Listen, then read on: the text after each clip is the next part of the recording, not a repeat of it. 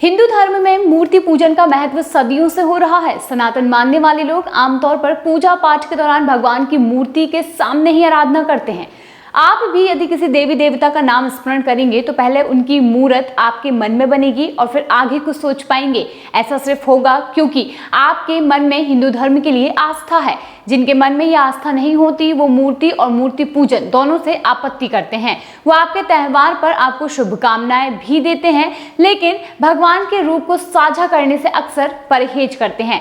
इस बात को अगर आपको अच्छे से समझना है तो लिबरलों द्वारा त्योहारों पर साझा करने वाली पोस्ट पर ध्यान देना चाहिए। ये लोग हर त्योहार पर हर समुदाय के लोगों को बधाइयां तो देते हैं, लेकिन हिंदू धर्म के त्योहारों पर शुभकामना संदेश देते समय उनका अंदाज थोड़ा अलग होता है। अब ज्यादा दूर नहीं जाएंगे, हम उदाहरण लेते हैं कांग्रेस सांसद राहुल गांधी का। जी हाँ, जन्माष्टमी के दौर पर उन्होंने एक पोस्ट साझा किया। जी हाँ, राहुल गांधी ने एक पोस्ट शेयर किया और इस पोस्ट में उन्होंने एक बांसुरी और मोर पंख के साथ जन्माष्टमी की बधाइयां लिखा और लिखा कि सभी को श्री कृष्ण जन्माष्टमी की हार्दिक शुभकामनाएं एवं बधाई।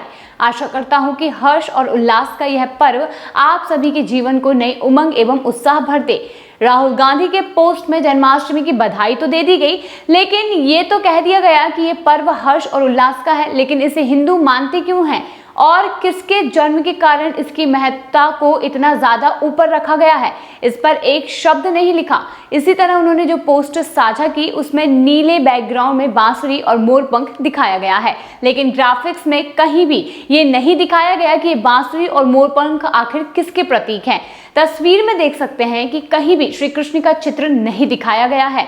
अब शायद आप सोचें कि इसमें क्या समस्या है। हर किसी का एक तरीका होता है बधाइयां देने का, और कुछ लोग प्रतीकों को आधार बनाकर भी देते हैं और कुछ बिना तस्वीर के भी और कुछ सिर्फ टेक्स्ट के जरिए भी देते हैं। बिल्कुल सही बात है, क्रिएटिव होने के नाम पर कोई भी जो है अपनी अपनी विधा अपनाई जा सकती है, लेकिन भावनाएं आपकी साफ होनी चाहिए। आज बहुत से लोग भगवान के प्रतीकों को आधार बनाकर फोटो शेयर करते हैं, लेकिन उनके पोस्ट से हमेशा ही भगवान की मूर्तियां क्यों गायब रहती हैं? उनकी पोस्ट में भगवान की मूर्तियां ही नहीं होती, लेकिन राहुल गांधी के केस में बिल्कुल ऐसा ही है। ये पहली बार नहीं है जब राहुल गांधी के सोशल मीडिया पोस्टों से भगवानों की मूर्तियां ही गायब मिली हों। ये सिलसिला पुराना है। राहुल गांधी ने महाशिवरात्रि के मौके पर कैलाश पर्वत की तस्वीर लगाकर लोगों को बधाइयां दी, लेकिन प्रतीक के तौर पर उनसे शिवलिंग की तस्वीर नहीं लग पाई। जगन्नाथ यात्रा के वक्त वो मंदिर के शिखर की तस्वीर लगाकर शुभकामनाएं दे सकते हैं, मगर न रथ की फोटो और न भगवान जगन्नाथ की फोटो लगा सकते हैं। इसी तरह गणेश चतुर्थी पर राहुल गांधी मोद भोग अगरबत्ती सबकी तस्वीरें लगा सकते हैं, लेकिन उन्हें अपने पोस्ट में गणेश जी की फोटो लगाने में समस्या हो जाती है। वहीं श्री राम नवमी पर टेक्स्ट के तौर पर रामनवमी लिखकर बधाइयां देना उन्हें आसान पड़ता है, मगर श्री राम का चित्र लगाना उनके लिए मुश्किल काम है। इसके अलावा दिवाली पर तो राहुल गांधी बिना किसी तस्वीर के ही शुभकामनाएं दे देते हैं। ऊपर दिए गए उदाहरण चुनिंदा है और संभव है कि राहुल गांधी की टाइमलाइन पर ऐसे और वाक्य मिल जाएंगे जहां जहां भगवान के साकार रूप का चित्र लगाने से वे बच गए हों। ऐसा करने के पीछे दूसरे समुदाय को अपनी ओर आकर्षित करने की मंशा, खुद को सेकुलर लिबरल दिखाने की उनकी कोशिश किसी से छिपी नहीं है। वहीं अब आम दिनों में राहुल गांधी श्री राम की तस्वीर लगाने से बचते हैं, अयोध्या राम मंदिर जाने से बचते हैं, लेकिन एक हिंदू देवता को समर्पित त्यौहार पर भी उनका तस्वीर ना लगाने वाला रवैया स्वीकार्य कैसे हो सकता है? क्रिएटिविटी के नाम पर एक ही गलती बार बार नहीं हो सकती, और बार बार से भगवान की मूर्तियां गायब होना या फिर उनके चिन्ह से ही समझौता करना मात्र संयोग नहीं हो सकता। ये विशुद्ध रूप से केवल मूर्ति पूजा का विरोध मालूम पड़ता है।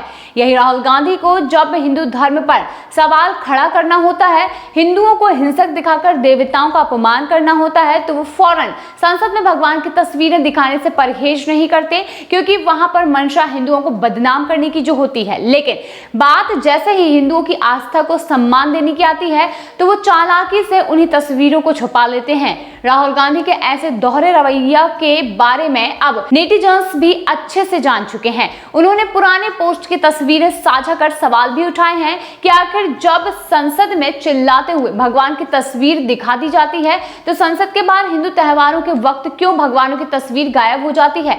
आखिर क्यों राहुल गांधी भगवान की तस्वीरों को छुपा देते हैं और उनके एक भी पोस्ट में आपको किसी भी भगवान की पोस्ट नजर नहीं आएगी? ऐसा क्यों? राहुल गांधी के इस रवैये से आज हर कोई वाकिफ है और हर कोई जानना चाहता है कि आखिर राहुल गांधी का ये रवैया दो मुहा क्यों है। जिस तरीके से संसद में वो भगवान के नाम को चिल्ला चिल्ला कर उछालने की कोशिश करते हैं, तो वहीं संसद के बाहर भगवान के नाम को छुपाने की भी कोशिश करते हैं। अपने हर पोस्ट में उन्होंने सिर्फ और सिर्फ तस्वीरें शेयर की हैं, लेकिन उन तस्वीरों में भगवान के चित्र कहीं से कहीं तक नजर नहीं आएंगे।